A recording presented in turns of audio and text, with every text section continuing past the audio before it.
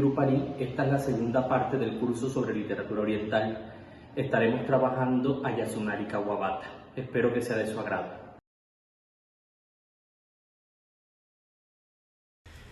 La literatura japonesa cuenta con grandes escritores de gran nivel, tales como Ryonosuke Akutagawa, Osamu Dazai o Junichiro Tanizaki. Sin embargo, cuando uno revisa en detalle la historiografía de la literatura nipona del siglo XX, hay tres autores que resaltan por sobre el resto, que son Kenzaburo Oe, Yukio Mishima y Yasunari Kawabata, dos de ellos premios Nobel.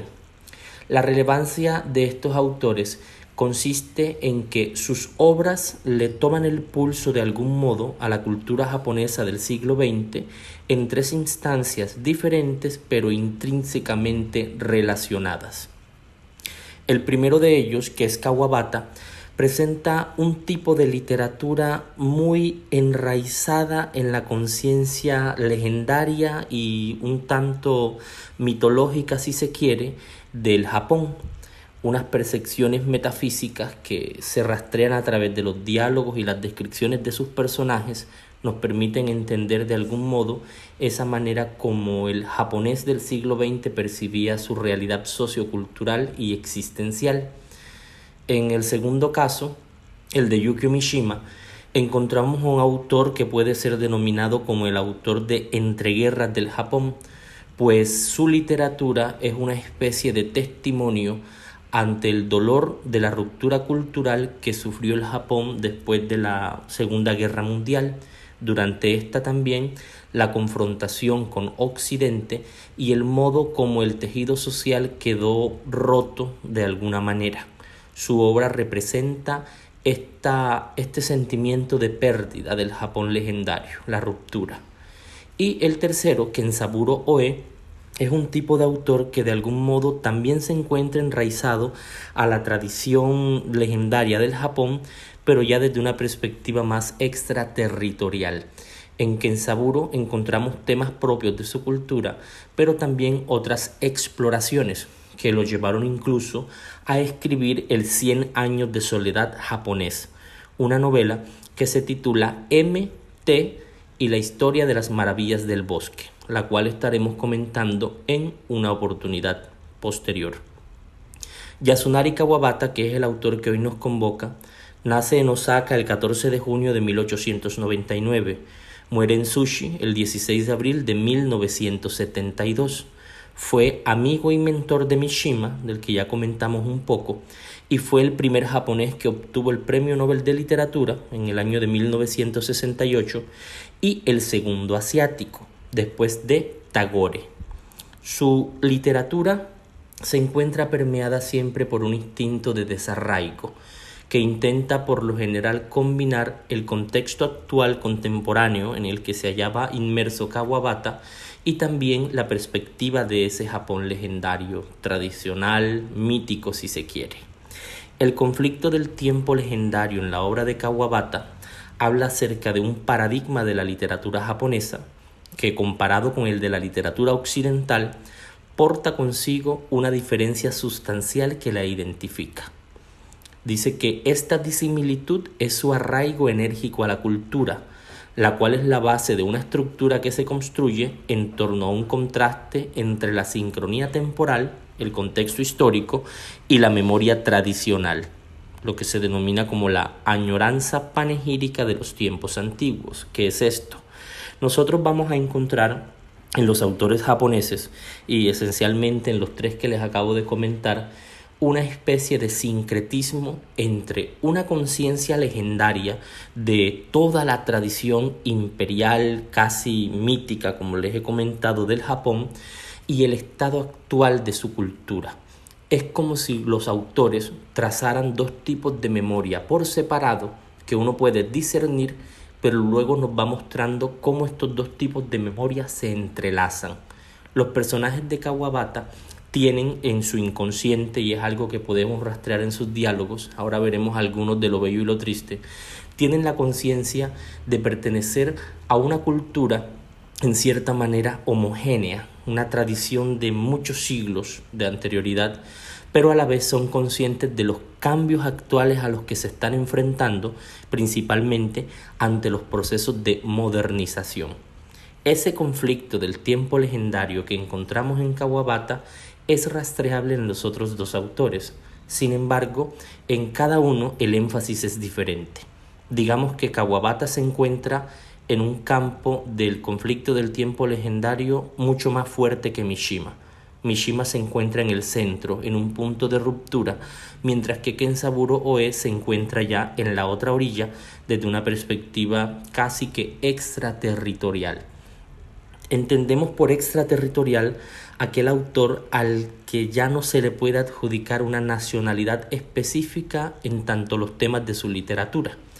Si a nosotros nos dicen Flaubert, se nos viene a la mente Francia. Si nos dicen, por ejemplo, Goethe, se nos viene a la mente Alemania. Si nos dicen, por ejemplo, Borges, inmediatamente se nos viene a la mente Argentina, con todo y el ejercicio de ecumenismo que Borges presenta en su literatura. Estos escritores, que son considerados como escritores nacionales, poco a poco van desgastando a través de los distintos arquetipos de los escritores esta conciencia de un autor nacional. Se convierten más que todo en escritores extraterritoriales. El caso de Roberto Bolaño, que nace en Chile y escribe en España una novela mexicana, Los Detectives Salvajes.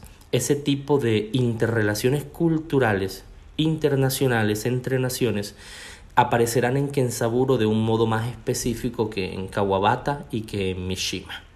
Entonces, en relación con el autor japonés, podemos evidenciar lo siguiente. Nota teórica, el procedimiento inverso. Mire, no habla jamás de lo que quiere decir y logra infaliblemente, por una yuxtaposición de sensaciones, de notas puntilladas o de trinos nerviosos, hacérnoslo sentir con una magnificencia y una amplitud de las que cabe afirmar que ridiculizan el método inverso, cuando éste pretende verter en la evidencia de la escritura y reproducir con el énfasis de la descripción y los movimientos interiores del drama. Esta afirmación, que parece en principio compleja, no lo es. Podemos soltarla del siguiente modo. La literatura de Kawabata es una literatura poblada de silencios, así como la pintura japonesa está poblada de vacíos. La concepción teórica, la concepción legendaria, la concepción mítica de este tipo de arte parte de la idea de que los artistas japoneses consideraban que los espíritus de la naturaleza, los kami, debían aparecer en las obras de arte, pero como estos eran invisibles y generaban de algún modo una sensación de quietud, entonces el modo como aparecen en la literatura es a través del silencio, y el modo como aparecen en la pintura es a través del vacío. De modo que Kawabata construye sus historias a partir de muchas reticencias, es decir, de muchas cuestiones que no se dicen pero que se alcanzan a entender. Intentaré reproducir en su momento fragmentos de las obras para darles a ver cómo es que se genera este proceso. A un autor ruso que pues me gusta mucho, yo le encuentro también este tipo de actividad, y es el caso de Dostoyevsky. Los personajes de Dostoyevsky son absolutamente reticentes, siempre están a punto de decir algo que no dicen, y sin embargo uno alcanza a entender qué es lo que están diciendo, uno percibe a qué apunta la mentalidad de estos personajes. Solo que en el caso de la literatura rusa, con toda su carga psicológica, estos silencios develan, más que comprensiones profundas en algunos casos, el nerviosismo, la falta de un centro, de un punto de apoyo neutral en los personajes de la literatura rusa. Entonces, en Kawabata, la función del silencio es esencial. El modo como sus personajes en medio de un diálogo se quedan callados, y el mismo contexto va revelando al autor hacia dónde se dirige en la conciencia de estos personajes. ¿Qué quiere decir esto? Mire, de aquí, de esto que les acabo de decir, es posible inferir que Kawabata construyó su literatura siguiendo un criterio de realidades dinámicas, no de verdades absolutas. Es decir, Kawabata creó, partiendo de ciertos acontecimientos concretos, un cosmos literario con vida propia, capaz de despertar toda una multiplicidad de eventos verosímiles explicables a través de abstracciones. En este tipo de escritura cunde lo que se conoce en la tradición literaria como una polifonía, es decir, como la presencia de distintas voces, cada una con un peso psicológico particular. Solo que Kawabata, a diferencia de los maestros de la polifonía que son los rusos, no intentaba enfatizar esta carga psicológica, sino dárnosla a entender a través de vías alternas, entre ellas ese silencio, ese mutismo. No hay unas verdades absolutas, no hay un discurso que domine todo el contenido de una novela, sino que hay realidades dinámicas que se van alternando entre sonidos y silencios, y uno va viendo que los personajes tienen un mundo interior que no manifiestan verbalmente, pero que el autor sí logra presentar a través de la combinación de las distintas escenas. Cuando uno revisa una de las pequeñas joyas, de las pequeñas obras maestras, quizá la más conocida, de Kawabata, se da cuenta inmediatamente de este énfasis. Es el caso de la novela La Casa de las Bellas Dormidas o La Casa de las Bellas Durmientes. Puede ser una novela corta o un cuento largo. En todo caso, es un texto de gran valor. El primer párrafo de esa novela dice lo siguiente: «No debía hacer nada de mal gusto», advirtió al anciano Eguchi, la mujer de la posada. No debía poner el dedo sobre la boca de la mujer dormida ni intentar nada parecido. Desde las primeras páginas, desde el primer párrafo, Kawabata nos está dando a entender un modo distinto de relación en una situación de corte erótico o amoroso. La Casa de las Bellas Durmientes cuenta la historia de este pequeño burdel en el que los ancianos pagan para contemplar en un estado de profundo sueño a jóvenes doncellas. Sin embargo, la gran advertencia que hay es no tocarlas. En ese sentido, Kawabata entiende que la mayor tensión de una relación amorosa es el erotismo, y el erotismo, si se consuma, se pierde. Por tanto, es necesario neutralizarlo con la distancia, la contemplación y el silencio. Estas concepciones han sido abordadas por muchos estudiosos en Occidente, sobre todo autores alemanes. Si nosotros, por ejemplo, miramos la tradición de estos estudios, en el caso de Arthur Schopenhauer, encontramos una relación con el hinduismo. En el caso de David Hume, encontramos una relación con el budismo. En el caso de Hermann Hesse, encontramos también una relación con el budismo, al punto que este autor alemán, también premio Nobel, crea una novela sobre uno de los personajes icónicos de estas tradiciones de los cultos éticos, la novela Siddhartha, que es sobre el budismo, sobre el Buda, Gautama. De ese mismo modo, otros autores intentan esta relación para explicar en qué punto se concilian las visiones orientales, que parecen ser antitéticas, con las occidentales. Wapsuji Tetsuro, un filósofo japonés, desarrolló una filosofía que conciliaba conceptos sintoístas con el pensamiento alemán, muy influenciado por Martin Heidegger. El sintoísmo es un tipo de culto nacional, culto ético y religión. Combina elementos cívicos con elementos metafísicos y místicos. Tetsuro fijó una atención especial en el vínculo entre hombres y mujeres, el cual era la intersubjetividad más primordial. Por otro lado, otro filósofo, Tesamori Suzuki, la define sucintamente como una forma característica de amor que se identifica por ser la calma contenida en la pasión y la combatividad combinada con la autorresignación desinteresada. Notamos que las dos definiciones que da Suzuki en este caso aluden a una tensión en el campo de las pasiones, en el campo del amor puede ser en este caso, cuando afirma que la calma contenida en la pasión es una especie de retención que encuentra su máxima expresión en el erotismo. Y luego afirma la autorresignación desinteresada, que es precisamente también con la combatividad combinada un punto de tensión que se da en medio de las pasiones humanas. Aquello que el deseo provoca, pero que de pronto la contención del deseo hace mucho más placentero. De este modo opera la estética de Kawabata. Es una comprensión y un acercamiento a la realidad y a las pasiones humanas que se intensifica a partir de su dosificación. Luego plantea Watsuji lo siguiente: esta relación entre hombre y mujer no puede existir por sí sola, sino que está siempre incorporada al complejo de relaciones entre padres e hijos, así como entre marido y mujer, que constituyen el vínculo japonés. La familia es, por lo tanto, el lugar de un amor sin límites y con un espíritu de sacrificio que está representado incluso en la arquitectura de la casa japonesa. A diferencia de las casas occidentales, que están divididas en habitaciones separadas por muros de piedra, la casa japonesa está dividida solo por biombos que se pueden quitar y cuya presencia nunca oculta el potencial que tiene todo el espacio de volverse uno solo.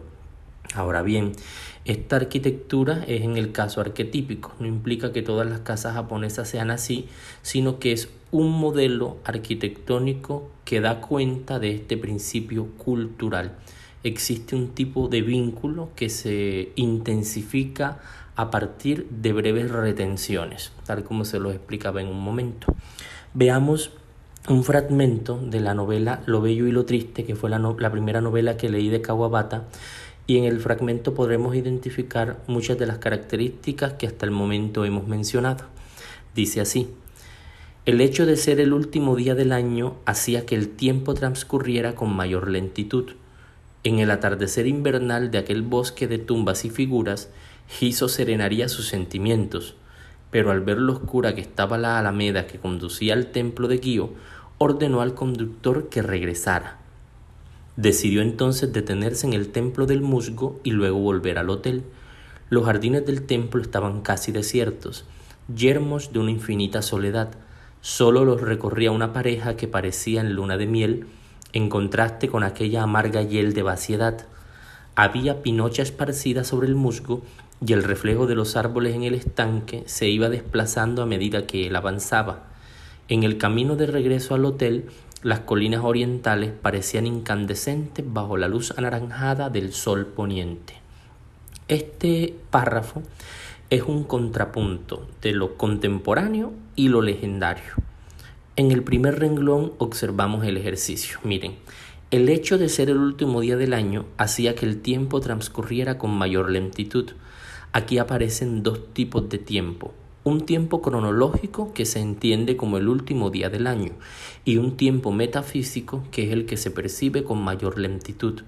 En ese solo renglón, Kawabata ya nos ha llevado a la conciencia del narrador, a la conciencia del personaje, y nos muestra que hay un tiempo mucho más profundo que está siendo percibido de manera mucho más lenta. Luego lo complementa en una combinación de espacios tanto contemporáneos como legendarios. En el atardecer invernal de aquel bosque de tumbas y figuras, estamos en un espacio legendario, Hiso, inmediatamente la mención al personaje nos trae el tiempo contemporáneo, serenaría sus sentimientos, pero al ver lo oscura que estaba la alameda que conducía al templo de Gyo, volvemos al tiempo legendario, ordenó al conductor que regresara y nos trae de nuevo al contemporáneo.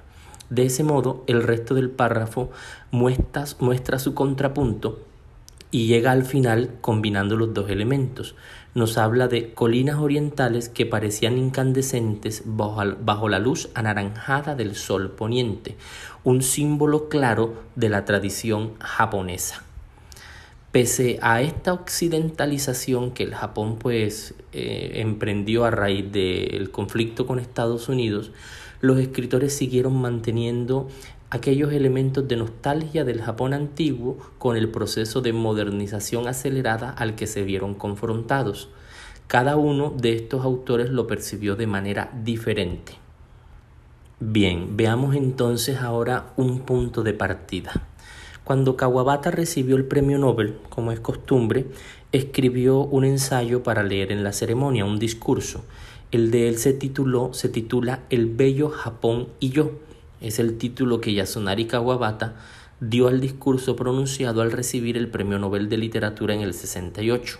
Conocidas como la llave para conocer a Kawabata, estas páginas encierran no solo lo mejor de sus sentimientos y de sus concepciones vitales, sino también lo mejor del país en que vivió inmerso, el de la belleza entendida a partir del Zen. Kawabata va presentando magistralmente las distintas manifestaciones del camino zen a la literatura y al arte que conllevan en definitiva una incitante concepción de vida. Como ustedes bien saben, el budismo zen es una mezcla entre el budismo tradicional y el taoísmo, que es de origen chino y que fundó el maestro Lao Tse por allá en el siglo VI, entre el siglo VI y el IV antes de nuestra era. El budismo zen, que significa zen, que es budismo de la contemplación, parte de la idea de la necesidad de callar para poder entender. Tienen un aforismo que es: si encuentras a un Buda, mátalo, de lo contrario te guiará derecho. Quiere decir que los seres humanos que aspiran a la iluminación propuesta por el Zen deben de algún modo prescindir de los maestros como modelos, porque entonces dejarían de ser ellos mismos para convertirse en una copia en la búsqueda de algo que no son. Si encuentras a un Buda, mátalo. Este es un aforismo zen muy conocido, dado que en el budismo pueden distinguirse en términos generales las sectas que creen en la salvación por la fe de aquellas que creen en la salvación por los propios esfuerzos. Cabe en el zen una expresión tan rigurosa y severa como la enunciada, que insiste en la posibilidad de salvación por los propios esfuerzos. Kawabata en uno de los fragmentos manifiesta lo siguiente: el sonido profundo de una enorme campana de templo budista resonaba con largos intervalos y la prolongada reverberación traía a la conciencia el Japón de antaño. La percepción que nosotros tenemos de este fragmento termina de ilustrar cada una de las ideas que hemos venido tocando. Para los budistas de esta línea, intentar buscar la naturaleza búdica es como buscar a un buey montado en ese buey. Ellos consideran que esa iluminación ya se tiene, pero los seres humanos no son conscientes de ella. Kawabata hace una aproximación a este tipo de filosofía en su literatura, solo que no con el fin de ideologizar, de propagarla, sino con el fin de explorar esos vacíos en el ser humano. En su discurso del Bello Japón y yo, manifiesta lo siguiente para definir lo que para él es el Zen.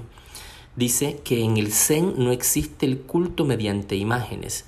Sin embargo, el templo Zen tiene estatuas budistas, pero en los recintos reservados para la meditación no hay imágenes ni pinturas budistas, como tampoco escrituras. El discípulo Zen permanece durante horas sentado, inmóvil y silencioso, con los ojos cerrados. Pronto llega a un estado de impasibilidad, sin nada en qué pensar, sin nada que evocar. Va borrando su yo hasta alcanzar la nada. Entonces, mucha atención a esta interpretación, porque es la que de algún modo aclara el procedimiento de Kawabata para llegar a este tipo de literatura. Se entiende, y es algo rastreable en su literatura, que el ser humano puede tener 3 etapas macro. Hay una etapa inicial, que es la de un tonto simple, podríamos llamarlo así, que es cuando la persona no sabe, pero no sabe que no sabe. Es un niño pequeño, es un sujeto que aún no tiene conciencia de su propia ignorancia. Luego viene la adquisición de lo que podría ser la malicia, la razón, que poco a poco lo va haciendo consciente de sí mismo. Este procedimiento se da a través de los prejuicios y de los moldes de pensamiento que inocula la familia, la escuela, la sociedad, el trabajo, las universidades, los sistemas políticos, todos los elementos que rodean al sujeto. Estos elementos se van formando, alineando en el sujeto y empiezan a crear su yo, su ego, de algún modo. Progresivamente la persona, si llega a despertarse, llega a un estado de tonto bendito, que es un tipo de persona que se hace consciente de su ignorancia, el que sabe que no sabe. En este punto es donde nace la sabiduría. Kawabata intenta explorar el del centro, la persona que está en un constante proceso de formación, y Kawabata explora los modos a través de los cuales se da esa formación. Pero esto lo mezcla con la perspectiva zen, con una perspectiva de silencio, de sabiduría. Ahora, en el zen se habla de ese vacío, de ese silencio y de esa nada, pero no es el silencio, el vacío y la nada como lo conocemos en Occidente. Dice el autor, esta no es la nada ni el vacío según el concepto occidental. Por el contrario, es un cosmos espiritual donde todo se intercomunica, trascendiendo fronteras sin límites espaciales ni temporales.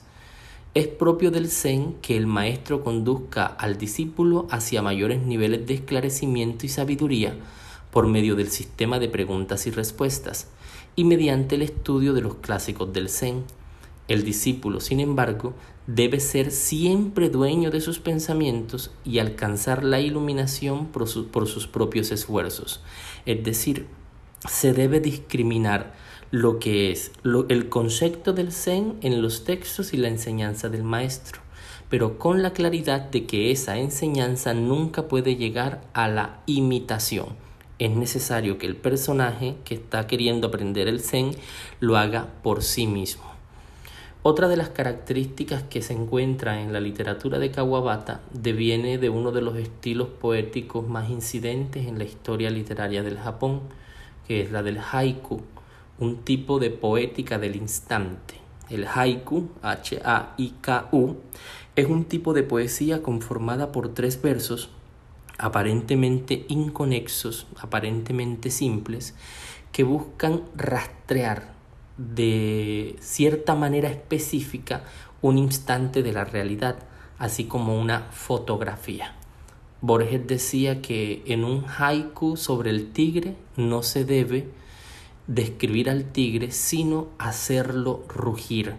Quizá algo similar, aunque pues un poco alejado en realidad por las culturas, del creacionismo en América Latina, cuando Huidobro decía, poetas, no cantéis a la rosa, sino hacedla renacer en el poema. Un tipo de escritura que intenta aproximar lo más posible la lengua a la realidad, una poética del instante. Hay un haiku de los que menciona Kawabata, dice, ¿y qué es el corazón? Es el sonido de la brisa entre los pinos dibujado allí en una pintura. Podríamos dedicarle un tiempo amplio a la comprensión de este fragmento. Allí lo tienen en la pantalla. Dice, ¿y qué es el corazón? Están preguntando por el corazón. Miren la definición. Es el sonido de la brisa entre los pinos. En ese momento estamos en un estado de sentido auditivo. Luego dice, dibujado allí en una pintura. Nos pasa a un estado plenamente visual. A través de este ejercicio de la combinación de los sentidos, de una dislocación de los sentidos, que en tropos poéticos se conoce como sinestesia, por ejemplo, decir que el color rojo tiene cierto olor particular que lo diferencia del azul, esa mezcla de los sentidos, se nos intenta dar una definición de lo que sería el corazón en este fragmento. Ahora, lo expresivo en otro nivel, miren. Este es el espíritu de la pintura oriental. Sus características esenciales son la organización del espacio, el trazo simplificado, lo que queda sin dibujar. Para decirlo con las palabras del pintor chino Qin Nung, si pintas bien la rama, el viento tendrá voz. Para los orientales el vacío, como se los explicaba hace un momento, no es la nulidad, no es el cero, no es el vacío en el sentido occidental, sino que se trata de un vacío esencial, propositivo, un vacío que cumple una función. En uno de los tantos aforismos de ese otro libro chino de gran valor, como lo es el Tao Te Ching, encontramos un fragmento que dice que 30 radios convergen en el centro de una rueda, pero es el espacio vacío lo que le permite a la rueda cumplir su función. Luego dice que el alfarero forja con barro el ánfora, pero que es el espacio vacío del ánfora o del jarrón lo que le permite cumplir su función. Del mismo modo, una casa está compuesta por paredes, techo, puertas y ventanas, pero es el espacio vacío lo que le permite ser habitada. Este espacio vacío ya no es una simple nulidad como en Occidente lo pensamos, sino un espacio para ser llenado. Pero llenado ¿por qué? precisamente por la naturaleza humana, por la relación del ser humano con la contemplación. No es llenarlo de prejuicios ni de conceptos, sino aprender a vaciarse para que la naturaleza y el universo tomen su lugar y encontrar entonces nuestra función. Acudo ahora a otro fragmento del discurso del Premio Nobel de Kawabata. Él presenta varios poemas haiku y los interpreta pues a la luz de sus comprensiones y de su fe poética. Dice lo siguiente: según refiere en la biografía de Mioe, su discípulo Mikai, cita, Saigyo venía frecuentemente para hablar de poesía. Afirmaba que su concepción de lo poético era inusual. Capullos de cerezo, el cuclillo, la luna, la nieve, enfrentados ante todas las manifestaciones de la naturaleza, sus ojos y sus oídos estaban llenos de vacío. Así sus palabras no eran reales. Cuando cantaba a los capullos no estaban en su mente. Cuando cantaba a la luna, no pensaba en la luna.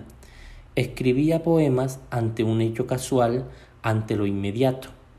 El rojo arcoíris del firmamento era el cielo coloreándose. La blanca luz del sol era el cielo tornándose brillante. Con su espíritu semejante al del cielo vacío, dio color a las más variadas escenas, sin que quedase huella alguna. En su poesía estaba Nyorai, persona que alcanzó el estado de Buda, la manifestación de la verdad última. En este sentido, la alusión al silencio, y que es lo que equivale en la pintura al vacío, se convierte entonces como en el espacio más significativo de estas expresiones artísticas. En este párrafo que les acabo de mencionar está nítidamente expresado la nada, según el concepto japonés o mejor oriental.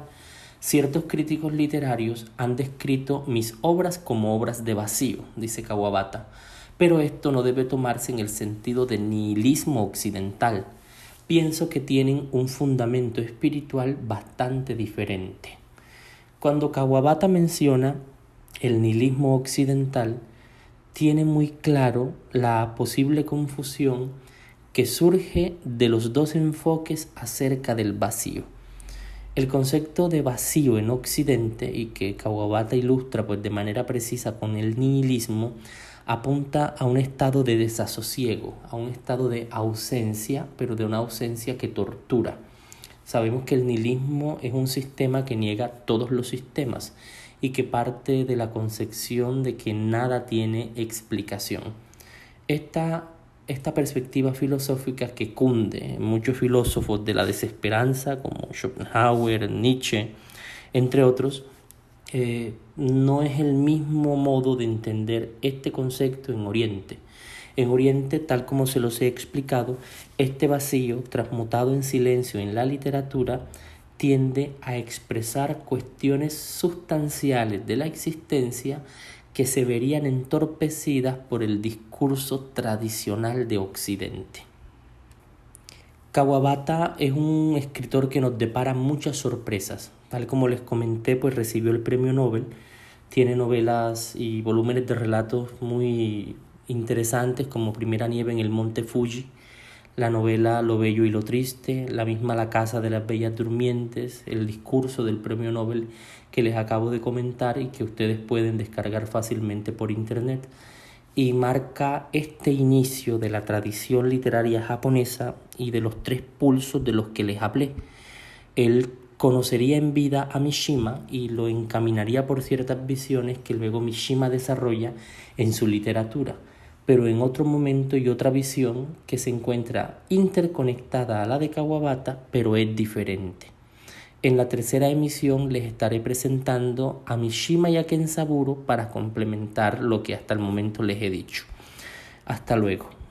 Espero les haya gustado el análisis sobre Kawabata, y en el tercero estaremos abordando a Kenzaburo Oe y Yukio Mishima en relación con la literatura del mismo Kawabata y algunos puntos de conexión con Moyan, que fue el primero de la serie.